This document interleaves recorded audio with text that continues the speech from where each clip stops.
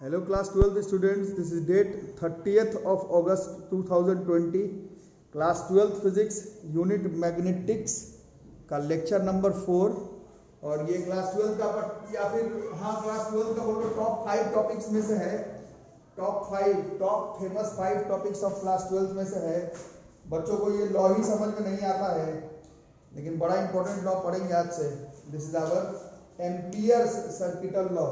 जिन लोगों को सिर्फ प्रूफिंग याद करके परीक्षा में लिखने का शौक रहता है कि किसी तरह से हम 12th का यूनिट टेस्ट निकाल लें, हाथरली निकाल दें, उस हिसाब से भी इंपॉर्टेंट है। जो लोग अच्छे बच्चे पढ़ने में, उन लोग के लिए भी it's a very important topic. Physics का टॉप 5 टॉपिक में से है क्लास 12 का। This is Ampere's circuital law. This is known as Ampere circuital law. ठीक है, जो लोग इलेक्ट्रोस्टैट्स पढ़े हैं बच्चों, इलेक्ट्रोस्टैट्स मेरे से चाहे जैसे भी पढ़े हो, गॉस थ्योरम इन इलेक्ट्रोस्टैट्स और ampere circuital law in magnetics same है, मतलब सिमेट्रिकल है। जो काम गॉस थ्योरम करता है इलेक्ट्रोस्टैट्स में, वही एम्पियर सर्किटल लॉ करता है मैग्नेटिक्स में। ठीक है, कुछ बच्चे एनसीईआरटी का बुक, आप लोग में से कुछ लोग अच्छे हैं पढ़ने, उन लोग बता रहे थे कि सबसे पहले मैग्नेटिक लॉरेंट्ज फोर्स वगैरह से समझाया हुआ है एनसीईआरटी के बुक में। अच्छी बात है, बट आप मेरे से जुड़े हुए तो मेरा ही लैंग्वेज देखिएगा और अपना सिलेबस मैच करवा लीजिएगा। जो बोर्ड्स का नहीं है तो मेरे से फोन करके मांग लो। बिल्कुल जैसे इस बार आपका बोर्ड्स का सिलेबस पॉइंट बाय पॉइंट है, उस हिसाब से हम लोग भी पढ़ रहे हैं। मैग्नेटिक लॉरेंट फोर्स आएगा, आज कल के क्लास में आएगा, बट अभी आप लोग मेरे से जुड़े हुए तो जिस पैटर्न पर मैं पढ़ा रहा हूँ उसी पैटर्न पर पढ़ो और मिला भी लो, सीबीएसई का सिलेबस भी मिला लो, मेरे वाले से ही मैच करेगा, है ना। जैसे इस बार चेंज हो गया, इस वजह से नहीं भी होता तो भी हम लोग मैग्नेटिक लॉरेंट फोर्स थोड़ा बाद में ही पढ़ते। तो आज पढ़ते हैं एम्पियर सर्किटल लॉ के बारे में। अच्छा, पूरा चैप्टर क्या है, मतलब मेंस, एडवांस, एनसीईआरटी वो सब तो अपने अलग जगह पर है। मेन ये पूरा चैप्टर का नाम ही है magnetic effect of electric current. Magnetic effect of electric current कहता है कि एक तार अपने आसपास मैग्नेटिक फील्ड बनाता है। हमारा काम इस चैप्टर में, चाहे 10th का बात कर लो चाहे 12th का बात कर लो, हमारा काम इस चैप्टर में, मेंस एडवांस एक अलग बात हुआ, काम सिलेबस इसीलिए है कि हमें जानना है कि एक करंट कैरिंग कंडक्टर अपने जो आसपास मैग्नेटिक फील्ड बनाता है वो कितना बनाता है। उसके लिए हमको करंट कैरिंग कंडक्टर का शेप मालूम होना चाहिए। 4-5 शेप फेमस है। एक सर्कुलर लूप फेमस है जो कि आप पढ़ चुके हैं, बट और जो फेमस शेप है कंडक्टर का, क्लास 10th में आप लोग पढ़े थे, straight current carrying conductor, solenoid और टोरॉइडल सोलेनॉइड, है ना, और सिलेंड्रिकल वायर। इन सब के वजह से मैग्नेटिक फील्ड कितना है ये डिराइव करने के लिए बियर्ड-सेवर्ट लॉ कंप्लीट नहीं है। इसके लिए हम लोगों को एक और लॉ पढ़ना है, इसको हम लोग एम्पियर सर्किटल लॉ इसको हम लोग कहते हैं। इलेक्ट्रोस्टैट्स में भी याद कर लो, इलेक्ट्रोस्टैट्स में भी इलेक्ट्रिक फील्ड इंटेंसिटी निकालते थे हम लोग, कंडक्टर का शेप अलग अलग होने की वजह से। तो कुछ तो सीधा किरचॉफ लॉ बोल रहा हूँ, कूलम्ब्स लॉ से निकल जाता था, बट कुछ फेमस शेप जो कि हटा दिया गया इस बार, conductor, spherical conductor, insulating conductor, और भी था thin plane sheet of charge, thick finite infinite plane sheet of charge. इन सब के वजह से जो आप लोग इलेक्ट्रिक फील्ड इंटेंसिटी निकाले थे वो कूलम्ब्स लॉ से नहीं निकलता था, उसके लिए गॉस थ्योरम पढ़ना पड़ता था। उसी तरह से स्ट्रेट वायर, सोलेनॉइड, टोरॉइड, इन सब के वजह से जो मैग्नेटिक फील्ड हमें निकालना है ये डायरेक्ट बियर्ड-सेवर्ट लॉ से नहीं निकल पाएगा। उसके लिए हम लोगों को ये लॉ पढ़ना है। This law is known as Ampere circuital law. Top 5 topics of class 12 physics. क्या कहता है ध्यान से देखना, नहीं समझ में आएगा तो फोन करना। ये सब बिना समझे कहाँ जाओगे, है ना। किसी तरह से 12th पास भी कर जाओगे तो क्या फायदा होगा, ये सब समझना बहुत ज्यादा जरूरी है हमारे लिए। ठीक है, ये कह रहा है कि मान लो ए बी एक स्ट्रेट करंट कैरिंग कंडक्टर है। ए बी जो है वो एक स्ट्रेट करंट कैरिंग कंडक्टर है, और 10th क्लास में पढ़े, 8th क्लास में पढ़े और 12th क्लास में पढ़े कि एक स्ट्रेट करंट कैरिंग कंडक्टर अपने आसपास क्या बनाता है, अपने आसपास जो है वो मैग्नेटिक फील्ड बनाता है। उसका शेप कैसा होता है 10th में पढ़े थे, 12th में भी जानना है। ऐसे हाथ सीधा कर लोगे, ऐसे स्वर्लिंग करोगे तो मालूम चलता है कि मैग्नेटिक फील्ड का शेप जो होता है स्ट्रेट करंट कैरिंग कंडक्टर में आसपास कंसेंट्रिक सर्कल्स के फॉर्म में होता है। ये नहीं है एम्पियर सर्किटल लॉ, इससे मेरे को कोई मतलब नहीं है, ये फिर से बताया जाएगा। अभी इस पे ध्यान मत रखना, बट ये डायग्राम बोर्ड पर बनाया हुआ है तो आपको थोड़ा लगना चाहिए क्या हो रहा है। तो ये स्ट्रेट करंट कैरिंग कंडक्टर है और इसके आसपास ये सब लूप्स में मैग्नेटिक फील्ड है। 10th क्लास में पढ़े थे मैग्नेटिक फील्ड दिखता नहीं है आंख से, है ना, ये सब हाइपोथेटिकल है। अगर एक मैग्नेटिक कंपास रखोगे तो पता चलेगा, ऐसा आंख से नहीं दिखता है मैग्नेटिक फील्ड, तो ये उससे भी मतलब नहीं है। एम्पियर सर्किटल लॉ में मेरे को मैग्नेटिक फील्ड लाइन से भी मतलब नहीं। कॉन्सेप्ट को समझना, एम्पियर साहब दुनिया के महानतम साइंटिस्ट में से एक, इन्होंने सोचा, या फिर तुम ही सोचो अपने से, कि अगर एक current carrying conductor magnetic field बना रहा है तो वो मैग्नेटिक फील्ड बी टोटल कितना होगा, तो वो पूरा वो करंट कैरिंग कंडक्टर ही बना रहा है। तो कॉमन सेंस कहता है कि जितना करंट होगा इन द वायर उतना ही मैग्नेटिक फील्ड टोटल बनाएगा वो करंट कैरिंग कंडक्टर। भले आपको ये डायमेंशनली गलत लग जाए, क्योंकि बी तो आप लोग जानते हैं टेस्ला है, आई एम्पियर है, बट उन सब चीजों को अलग रखो। ऐसे ही सोचे बड़े बड़े साइंटिस्ट ने कि एक करंट कैरिंग कंडक्टर अपने आसपास अगर मैग्नेटिक फील्ड बना रहा है तो कितना बनाएगा, तो उस करंट कैरिंग कंडक्टर की वजह से ही मैग्नेटिक फील्ड हो रहा है। तो बी टोटल जो है वो करंट के ही बराबर होना चाहिए, ऐसा एम्पियर बताए, और ये सही भी है।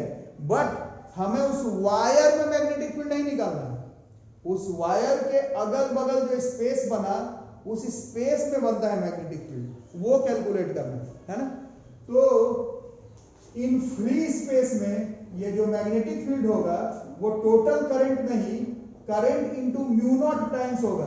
म्यू नॉट क्या है, पर 2-3 दिन पहले पढ़े थे हम लोग, this is magnetic permeability of space, मतलब स्पेस कितना परमिट कर रहा है मैग्नेटिक फील्ड को।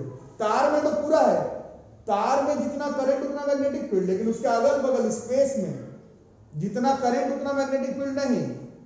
उस पर डिपेंड करता है, किस पर डिपेंड करता है, म्यू नॉट पर। स्पेस कितना परमिट करेगा।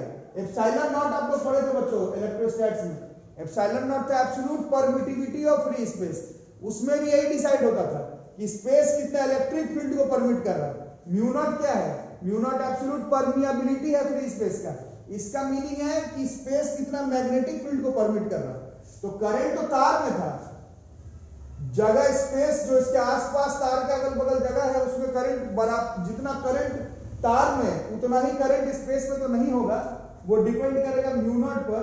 Mu naught is magnetic permeability of free space. इसको हम लोग इक्वेशन नंबर 1 मान करके चलेंगे। बी टोटल जो होगा वो mu naught times of current threading the entire circuit होगा। ठीक है, यहां तक हो गया है, तो अब आगे मत देखो, अब सोचना है। ठीक है, सोचना यह है कि देखो ये तार है, इस तार पे मान लो करंट है 1000 यूनिट का। एम्पियर टेस्ला ये सब भूल जाओ, एम्पियर टेस्ला ये सब भूल जाओ। करंट है मान लो 1000 यूनिट का, और एम्पियर साहब बताए तार में जितना करंट उतना मैग्नेटिक फील्ड। तो अब करंट का 1000 को हटाओ, मैग्नेटिक फील्ड टोटल, कॉपी में लिखना है तो लिख लो, बाद में फिर भूल जाओगे। मैग्नेटिक फील्ड टोटल मान लेते हैं 1000 यूनिट, मैग्नेटिक फील्ड टोटल मान लेते हैं 1000 यूनिट। कहां पर, तार पर। किसके वजह से आया, करंट के वजह से। कॉपी पर नोट करना है तो उसको नोट कर लोगे कि फिर घर पर फिर कंफ्यूजन ना हो जाए, क्योंकि कुछ लोग बताते किताब में तो मतलब एनसीईआरटी बुक में इतना टफ लैंग्वेज में समझाया हुआ है एम्पियर सर्किटल लॉ कि आपको ए भी समझ में नहीं आएगा एम्पियर सर्किटल लॉ का। इसलिए चीजों को थोड़ा एनालाइज कर लिख लो। बी टोटल अगर 1000 है, B total, total magnetic field 1000 unit है, तो आप थोड़ा सा इससे दूरी पर आ रहे हैं, स्पेस पर, यहां इतने दूरी पर आ गए, इतने दूरी पर आ गए। अब मान लो इतने दूरी पर आने पर ये वाला लूप बनेगा मैग्नेटिक फील्ड का। ये हाइपोथेटिकल होता है, आंख से नजर नहीं आएगा, बट है ना। तो इस लूप में, इस लूप का नाम लूप 1 मान लेते हैं। इसको अगर 10 हिस्से में डिवाइड कर लेते हैं, 10 हिस्से में डिवाइड कर लिए, तो हर हिस्से के पास कितना मैग्नेटिक फील्ड हुआ, 100 हुआ। देखो तो इस पॉइंट पर मान लो यहां पर 1000 था, तो इस पॉइंट पर कितना हुआ, इसको अगर 10,000 यूनिट में डिवाइड कर लेंगे तो ये 100 हो गया। तो यहां पर मैग्नेटिक फील्ड 1000 था, बट यहां पर आता है तो मैग्नेटिक फील्ड भी 100 यूनिट का हो गया। और थोड़ा दूरी पर आएंगे, इस लूप के अंदर, हाइपोथेटिकल है, इस लूप में अगर 100 हिस्सा में अगर डिवाइड कर देते हो तो हर हिस्से के पास कितना मैग्नेटिक फील्ड, तो अब ये 10 हो जाएगा। तो यहां पर आते आते बी का वैल्यू जो है वो 10 हो गया। और बड़ा लूप में अगर मैग्नेटिक फील्ड को कंस्ट्रेंट करते होगे, भाई इतना जगह पर मैग्नेटिक फील्ड बन रहा है और बड़े जगह पर, तो ये 1000 हिस्सा में डिवाइड हो गया, तो हर हिस्से पर कितना मैग्नेटिक फील्ड हो गया, यहां पर 1 हो गया। और आगे चलोगे तो 0.1 हो जाएगा, और आगे चलोगे तो 0.01 हो जाएगा, और आगे जाते जाते 0 हो जाएगा। यही तो पढ़े थे छोटे क्लास में, एक करंट कैरिंग कंडक्टर अपने आसपास क्या पूरा दुनिया भर में मैग्नेटिक फील्ड बनाएगा? नहीं बनाएगा, एक खास दूरी तक बनाएगा। 1000 से था शुरू हुआ था, थोड़ा दूर पर जाते जाते 100, फिर 10, फिर 1, इस तरह से। ठीक है, इस कॉन्सेप्ट में कोई दिक्कत ठीक है नहीं है? तो अब देखना, अब ये भी तुमने यहाँ पर 100 बताया, मेरे को कैसे बताया? यहाँ 1000 था, यहाँ पर 100 कैसे हुआ? यहाँ पर 100 कैसे हुआ? तुम ही लोग बताए थे 1000 बाई इसको 10 हिस्से में डिवाइड किए थे, 1000 बाई 10 यहाँ पर 100 हो गया था। सेकेंड पोर्शन में यहाँ पर क्या किए थे? 1000 बाई 100 हिस्से में डिवाइड हुआ, तो यहाँ पर एक हिस्सा 10 का हो गया। फिर और आगे आओगे तो ये बी कैसे निकल रहा है? ये बी तुम ही बोले हो कि 1 होगा, कैसे होगा? बी टोटल तो 1000 था और उसको 1000 हिस्से में डिवाइड कर दिए, तो ये बी का वैल्यू जो है वो 1 हो गया। इसका मतलब है ये जो बी निकाल रहे हो, यहाँ पर 1 बता रहे हो, यहाँ पर 10 बता रहे हो, यहाँ पर 100 बता रहे हो और यहाँ पर 1000 बता रहे हो। ये निकालने का तरीका हुआ, इसके लिए हमने बी टोटल जो कि आपने 1000 माना था by total length, total length अगर ये 10 है लेंथ तो हर यूनिट पर 100 हो गया। ये अगर 100 था तो हर यूनिट पर 10 हो गया। ये अगर 1000 था तो एक यूनिट पर 1 हो गया। तो ये कैसे निकल रहा है? ये जो बी जो निकल रहा है वो हो रहा है B total by total length, या फिर इसको अगर मल्टीप्लाई करते हैं तो B into total length, B into total length, तो ये बी टोटल आ जाएगा। अब कैलकुलस में हम लोग को मालूम है बी इंटू टोटल लेंथ, तो वो टोटल लेंथ वो कोई तार का लेंथ थोड़ी है। कुछ लोग फिर कंफ्यूज करके तार का लेंथ है, ये वाला लेंथ था, ये लूप, और ये लूप तो है ही नहीं, तो तुम बना रहे हो अपने से। ये कोई तार नहीं इसका लेंथ निकाल करके प्लस कर दिए माइनस कर दिए, है ना? तो ज्योमेट्रिकली कैलकुलसली अगर सोचोगे तो ये बी इंटू टोटल लेंथ ऐसे आपको मल्टीप्लाई करने पर नहीं आएगा, इसमें हमें इंटीग्रेशन करना पड़ेगा। इसको लाइन इंटीग्रल कहते हैं। बी और डीएल छोटा छोटा, ये डीएल लेंगे, ये डीएल लेंगे, इस पे बी निकालेंगे, बी डीएल, और फिर उसका इंटीग्रेशन कर देंगे, तब जाकर के बी टोटल आएगा। और बी टोटल हम लोग पहले से बताया हुआ कि म्यू नॉट आई होता है, और यही जो है इसी फॉर्मूला को, इसी कॉन्सेप्ट को हम लोग एम्पियर्स सर्किटल लॉ कहते हैं। ठीक है, जो लोग इलेक्ट्रोस्टैट्स याद किए थे, इलेक्ट्रोस्टैट्स में गॉस थ्योरम क्या कहता था? इलेक्ट्रोस्टैट्स में गॉस थ्योरम में कुछ ऐसा ही था, वहां पर सरफेस इंटीग्रल था, उसमें पूरे सरफेस पर इंटीग्रेशन। यहाँ पर लाइन इंटीग्रल मतलब सिर्फ इसका सर्कमफेरेंस का इंटीग्रेशन करेंगे, सर्कल होगा तो। वहां पर था ई डॉट डीएस का सरफेस इंटीग्रल बराबर क्यू इनसाइड में एप्सिलॉन नॉट आता था। जो लोग भी गॉस थ्योरम पढ़े हैं उन लोग को याद होगा। यहाँ पर line integral of magnetic field, ये mu naught times of I total threading the entire circuit, ये हो जाएगा हमारा Ampere circuital law.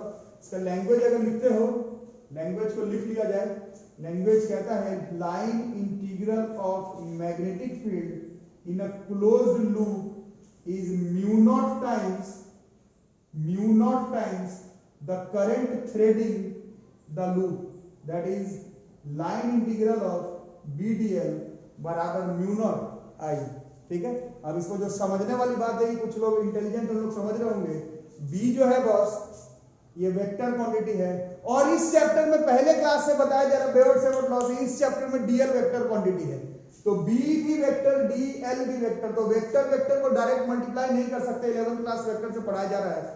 Multiply product तो करना है, बट सोचना है कि डॉट प्रोडक्ट करना है या फिर क्रॉस प्रोडक्ट करना है ना? तो यहाँ पर देखा गया है और मालूम भी लगता है हमें कि जिस पॉइंट पर डीएल, अगर ऐसे डीएल ले और उसी पॉइंट पर मैग्नेटिक फील्ड भी हो तो वो मैक्सिमम होता है। उस तार से होते हुए ही अगर ऐसे मैग्नेटिक फील्ड जा रहा है तो वहां पर उसका प्रोडक्ट का वैल्यू जो है वो मैक्सिमम आता है। ठीक है, तो यहां से हम लोग एनालाइज किए हैं कि जो मल्टीप्लाई ऐसे गुना नहीं ना करना, वेक्टर वेक्टर का मल्टीप्लाई है। यहाँ पर हम लोग डॉट प्रोडक्ट करते हैं, लाइन इंटीग्रल जब निकालेंगे तो B dot DL is equal to mu naught times of total current threading the entire circuit. इसको ही हम लोग एम्पियर सर्किटल लॉ कहते हैं। इसका फिजिक्स में 12थर्स के लिए एक ही एप्लीकेशन है, इसके मदद से हम लोग 3 step straight current carrying conductor, solenoid, और सोलेनॉइड का ही एक और टोरॉइड था, 10th में आप लोग पढ़े थे। सोलेनॉइड ही बोलो, छोड़ो सोलेनॉइड ही बोलते हैं, है ना? एक सोलेनॉइड और एक स्ट्रेट वायर, इन दोनों का मैग्नेटिक फील्ड हम लोग एम्पियर सर्किटल लॉ के मदद से निकालेंगे। जो लोग अच्छे हैं पढ़ने में, एम्पियर सर्किटल लॉ से कोई न्यूमेरिकल नहीं आता है, एम्पियर सर्किटल लॉ से डिराइव करते हैं हम लोग, खास शेप के वजह से मैग्नेटिक फील्ड, उसका इस्तेमाल से न्यूमेरिकल बनाना है। ठीक है, इसको पहले लिख लो अच्छे से, फिर इसमें कुछ एप्लीकेशंस में आपको कम से कम थोड़ा समझाता हूँ कि किस तरह से इसको अप्रोच करना। ठीक है, ठीक है बच्चों, तो अपना सिलेबस मिला लो, सिलेबस आप लोग अपना अपना मिला लीजिए। जिन लोगों के पास भी सिलेबस है, अब है ही नहीं तो मैं क्या कर सकता हूँ, सिलेबस पे है एम्पियर्स लॉ, जहां पर भी पढ़ना उसके एप्लीकेशन है नंबर 1 पर इनफाइनाइटली लॉन्ग स्ट्रेट वायर पर है, तो वही है बोर्ड पर आपका सिलेबस मिला लो। Magnetic field due to a long current carrying wire, infinitely long current carrying wire, इसके वजह से मैग्नेटिक फील्ड निकालना है। और बात यह है कि इसमें हम लोग इस्तेमाल करेंगे एम्पियर सर्किटल लॉ का। कुछ अच्छे बच्चे लोग बताएंगे कि ये बायोट-सेवर्ट लॉ से भी निकाल सकते हैं, बट आपको अभी सिखाया जा रहा है एम्पियर सर्किटल लॉ, इसको अभी हम लोग एम्पियर सर्किटल लॉ से पता लगाएंगे। तो देखो क्या है हमारे पास, consider very long straight current carrying, current कुछ मान लो I, करंट कैरिंग कंडक्टर, नाम मान लो XY, और हमें क्या फाइंड आउट करना है, इसके ड्यू टू है, मतलब इसके वजह से, तो किसी एक पॉइंट पर निकालोगे, we have to find magnetic field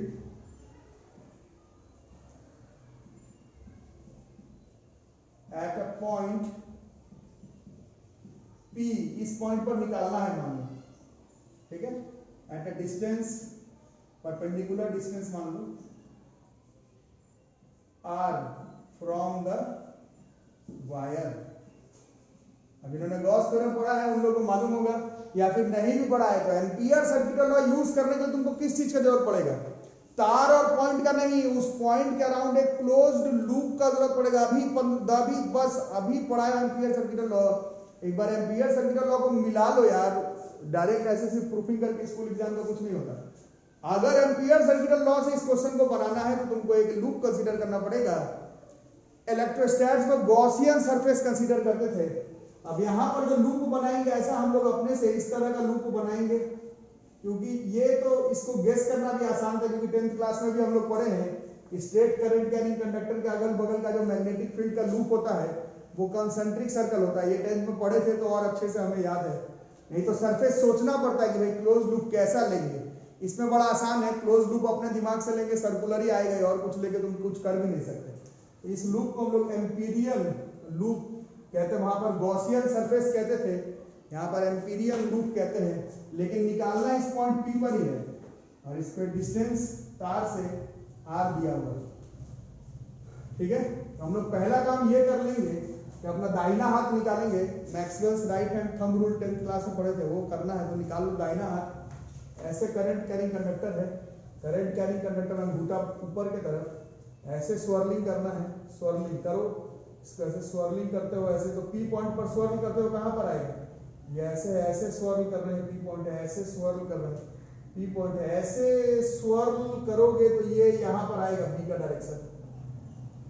ठीक है, और गॉस और एम्पियरियन लूप, एम्पियर सर्किटल लॉ क्या कहता है, line integral of B dl, तो हमें एक dl का जरूरत पड़ेगा, तो P पॉइंट के आसपास dl ले लो एकदम छोटा सा, ये dl है और इस पे B टेंजेंशियली जा रहा है, दोनों के बीच में एंगल 0 डिग्री का है। जो लोग गॉस थ्योरम पढ़े थे याद कर लो, जितना भी प्रूफिंग अपना कॉपी भी नहीं बनाया हो तो बुक से मिला लो, E.ds में प्रूफिंग वाले सब में 0 डिग्री आता था, निकाल करके चेक कर सकते हो। तो इधर भी वही आ रहा है, B dl के बीच में 0 डिग्री है। अब हम लोग लगाएंगे ampere circuital law point P पर, कहता क्या है, line integral of B dot dl बराबर mu naught times of total current threading the complete Amperian loop. इसके लिए पहले B और dl के बीच का एंगल देख रहे हो 0 डिग्री का है, तो B dl cos 0 is 1, तो ये B dl हो गया म्यू नॉट I। B बाहर यही निकालना है, B बाहर आ गया, तो अब हमारे पास लाइन इंटीग्रल बच गया dl का। इस बार लाइन इंटीग्रल है, ये dl है, DL DL DL DL DL DL DL DL DL DL DL DL DL DL DL DL DL इस पूरे का लाइन इंटीग्रल करोगे तो सीधा सर्कमफेरेंस के बराबर पहुंच जाओगे, है ना। तो यही करना है, या तो सीधा लिख दो सर्कमफेरेंस के बराबर 2 पाई आर। आर इसमें रेडियस नहीं है, ये तुमको देखने में इस लूप का रेडियस आर लग रहा है। आर जो है न्यूमेरिकल्स जब तुम बनाओगे, इस क्लास में कुछ लोग पढ़ने वाले उतने समझदार बच्चे नहीं, उन लोग को हटाओ, बाकी लोग सोचो क्वेश्चन कैसा आएगा। प्रूफिंग छोड़ो, हटाओ। एक स्ट्रेट वायर दिया है, उस पर करंट का वैल्यू दिया रहेगा 10 एम्पियर, और एक पॉइंट होगा 5 सेंटीमीटर दूरी पर, उस पर तुमको मैग्नेटिक फील्ड निकालना है। तो वो रेडियस थोड़ी होगा, रेडियस तो कल वाले में था। सर्कुलर लूप का सेंटर पर है तो उसका दूरी रेडियस आर लेंगे। ये सर्कुलर लूप थोड़ी है, तो तुम माने हो अपने से यार जो है वो प्रूफिंग में आपको आर लग रहा होगा रेडियस टाइप का, बट ये रेडियस नहीं है। एक तार से जिस पॉइंट पर तुमको मैग्नेटिक फील्ड निकालना है उसके बीच का दूरी है ना। तो सीधा ये 2 पाई आर के बराबर आएगा म्यू नॉट आई। तो ये बी हमें निकालना था, तो ये बराबर हो गया mu naught I by 2 pi are.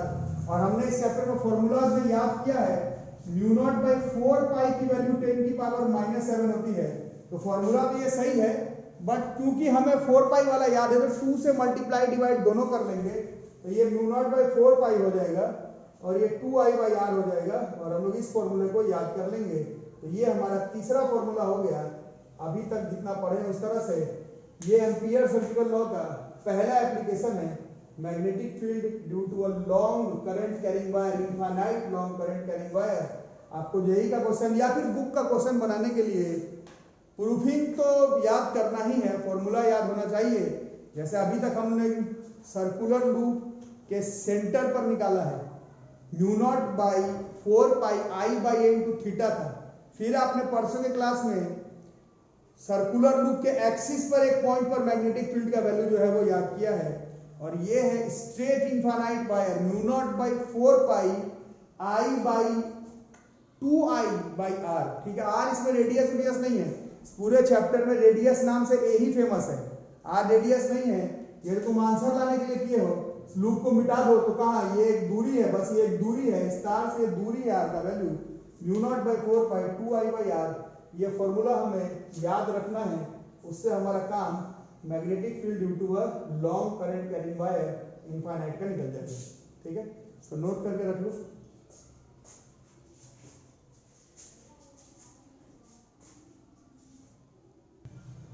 इसी में बच्चों नोट बना करके फॉर अ फाइनाइट वायर, देखो अभी मैं सिलेबस पढ़ रहा था, जो लोगों के पास सिलेबस नहीं है उन लोग मेरे से मांग लो, है ना, और अपना सिलेबस मिला लो। इनफाइनाइट वायर वाले का प्रूफिंग फॉर्मूला आपको पढ़ना है, बट फाइनाइट वायर वाले का भी मालूम होना चाहिए। प्रूफिंग भले ना पढ़ो तो भी फाइनाइट वायर, जैसे इसमें ये जो ए भी है वो एक फाइनाइट वायर है, निकालना कहां पर है, मैग्नेटिक फील्ड पॉइंट पी पर, इनफाइनाइट नहीं फाइनाइट। उस केस में क्या करना पड़ेगा, या आर को मालूम होना ही चाहिए, पिछले वाले में भी मालूम था, आर का था परपेंडिकुलर डिस्टेंस इस तार से, बट जब तार फाइनाइट होगा तो इस पॉइंट P का इस B के साथ ये जो एंगल बना रहा है वो आपको मालूम होना चाहिए, कंपलसरी है। A जो इस P पॉइंट के साथ एंगल बना रहा है वो मालूम होना चाहिए, और इस फॉर्मूले का इस्तेमाल करना है। जब फाइनाइट वायर होगा तब B बराबर mu naught by 4 pi I by R sine phi 1 plus sine phi 2। जब फाइनाइट वायर होगा तब पहचानोगे कैसे, कुछ लोग बोलते हैं अरे बड़ा आसान है पहचानना, एंगल दिया हुआ रहेगा तो साला फाइनाइट वायर है, लेंथ नहीं दिया रहेगा क्योंकि लेंथ तो आ ही नहीं रहा है आंसर में। फाइनाइट कुछ लोग ऐसे समझते हैं फाइनाइट है तो इसका लेंथ 5 सेंटीमीटर देगा, और इनफाइनाइट है तो लेंथ, ऐसे नहीं है, इसका लेंथ तो आ ही नहीं रहा तुम्हारे आंसर में। तुमको एंगल देख करके समझना, अगर एंगल दिया हुआ रहे P पॉइंट से तो फाइनाइट है, एंगल नहीं दिया रहे, क्वेश्चन में लिखा रहेगा इनफाइनाइट लॉन्ग वायर है तो इनफाइनाइट वाले का यूज करोगे, नहीं बनेगा तो फेल करोगे और कुछ नहीं होगा। नहीं बोलने पर नहीं होगा कि हार्ड है, हार्ड लग रहा है तो पढ़ो, क्या कर सकते हो। जैसे मेरा काम है दिखाना कि अगर ये इनफाइनाइट वायर होता, अभी थोड़ी देर पहले किए हो, तो ये P पॉइंट कहाँ आ जाता, इस तार को लंबा किए जा रहे हो तो ये पॉइंट इधर आने लगेगा, और जब इधर आने लगेगा तो ये एंगल जो है 90 डिग्री का हो जाएगा। ये P पॉइंट इधर आ जाएगा तो ये एंगल 90 डिग्री का हो जाएगा, फाई 1 90 डिग्री का हो जाएगा इनफाइनाइट के लिए, फाई 2 भी 90 डिग्री का हो जाएगा। साइन 90 की वैल्यू 1 होती है, तो ये 1 + 1 ये 2 हो जाएगा। और यही थोड़ा देर पहले प्रूफिंग किए थे आपने, ये इनफाइनाइट के लिए था μ0/4πi/r × 2 और इनफाइनाइट के लिए μ0/4πi/r × sin phi1 + sin phi2। ये याद करना है। तो अभी तक आपके लिए प्रूफिंग तो अपने जगह पर है, बट शेप पर सर्कुलर वायर का सेंटर, सर्कुलर वायर का एट एन एक्सिस और इनफाइनाइट वायर का एक खास पॉइंट एक दूरी पर परपेंडिकुलर डिस्टेंस पर, रेडियस नहीं है, वायर से डिस्टेंस और फाइनाइट वायर से डिस्टेंस का मैग्नेटिक फील्ड का फॉर्मूला भी याद करना है। प्रूफिंग तो याद करते रहो, फॉर्मूला जरूर याद करो। अगले क्लास में हम लोग करते हैं सोलेनॉइड का, टोरॉइड का, और फिर अगले क्लास में हम लोग नहीं अगले क्लास में सोलेनॉइड और टोरॉइड का पहले प्रूफिंग कर लेंगे, फिर एक क्लास में सारा न्यूमेरिकल्स निकल जाएगा। तो 2 दिन लगेगा, मैक्सिमम 3 दिन लगेगा, ये खत्म हो जाएगा। ठीक है, तो संडे का क्लास है आज। वीडियो को फटाफट लाइक करो, इसको नोट करो, और जिन दोस्तों को मदद नहीं मिल पा रहा, नहीं आ रहा है, बोल रहे फ्रेंड से बातें हो रही है कि नहीं समझ में आ रहा है, उन लोग को वीडियो मेरा शेयर कर दो और पढ़ाई करते रहो सेफली घर पर रह करके। वैसे बहुत जल्दी ऑफलाइन क्लास भी खुलने वाला है, ऑनलाइन भी चलेगा, ऑफलाइन भी। आप लोग अभी सेफली इन सब टॉपिक को कवर करने का ट्राई करो। ठीक है, रहेगा आज का वीडियो यहीं तक, मिलता है अगले क्लास में। Thank you.